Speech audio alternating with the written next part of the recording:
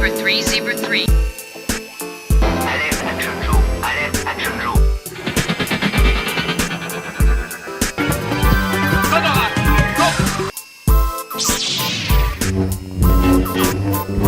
I'll be back. On va vous présenter quelques petits objets sympathiques, quelques petits objets vintage. Alors, c'est quoi ces choses? Eh bien, ces choses, en fait, c'est des jouets. Donc, les petits garçons, puisqu'à l'époque, effectivement, les petits garçons jouent avec des poupées masculines et les petites filles jouent avec des poupées féminines. On ne mélange pas les styles. À l'époque, c'est strictement interdit. Donc, les petits garçons, revenons à notre histoire, jouent avec ce genre de jouets.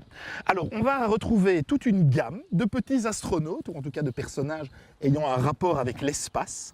Et on va commencer par celui qui est le plus près de nous. Voilà. Alors, le plus près de nous, c'est quoi? C'est le sergent Matt Mason. Et sergent, colonel, major Matt Mason. Donc le major Matt Mason, c'est quoi? En fait, c'est un jouet en caoutchouc à l'intérieur duquel se trouvent des fils de fer. Ces fils de fer permettent effectivement de donner des positions aux personnages. On a également un petit casque qui s'enlève. Voilà, notre sympathique ami. Et il y a toute une gamme de jouets qui tourne autour de ce personnage. Alors cette gamme de jouets, ce sont des véhicules, c'est une base lunaire, ce sont des petits accessoires plus ou moins fonctionnels. On a des petites armes, des petits outils, toutes des petites choses rigolotes. Et les enfants des années 60, en tout cas de la fin des années 60, pouvaient jouer avec ce genre de produit qui a été relativement bien diffusé, en sachant que c'est un produit Mattel. Donc Mattel, de nos jours, c'est effectivement les petites voitures Hot Wheels, c'est également Barbie et toute une kyrielle d'autres jouets. Voilà pour le premier personnage. On va regarder ce qu'on a encore ici derrière nous. Nous avons derrière nous un autre personnage qui date lui également de la fin des années 60, à savoir Johnny Apollo.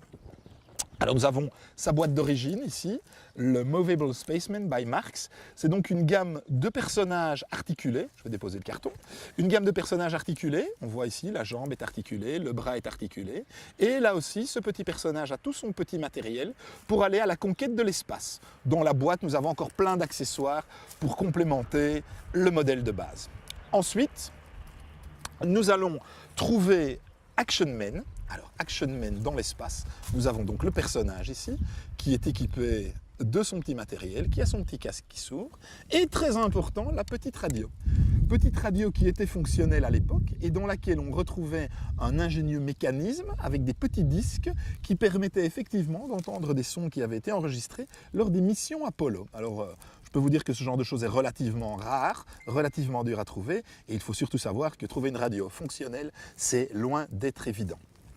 Ensuite, pour terminer, nous avons ici l'homme qui valait 3 milliards. Alors, on voit sur la manche, il n'est pas écrit 3 milliards. Ben non, bien entendu, pourquoi? C'est une série américaine. Donc, il avait une contre-valeur en dollars pour le marché américain et une contre-valeur en francs pour le marché européen. Comme quoi, il faut toujours s'adapter. On a de la chance, depuis que l'euro existe, on n'a plus de problème au niveau d'échanges intra-européens.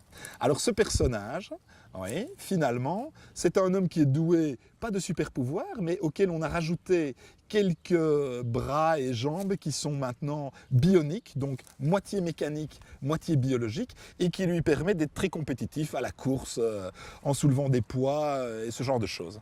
Alors, il faut savoir que ce personnage, en tout cas dans la série, a été réparé suite à un accident. Alors, quel était l'accident? Eh ben, je vous le donne en mille. Ce type, en fait, au départ, est astronaute, et c'est suite à une mission spatiale qui ne fonctionne pas bien, qui ne se passe pas comme elle doit, qu'il est amené à être réparé. Alors, nous avons effectivement ici la fusée de Steve Austin dans sa fusée.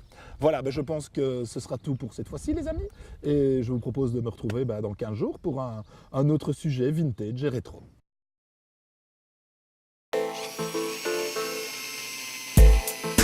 Zebra 3, Zebra 3.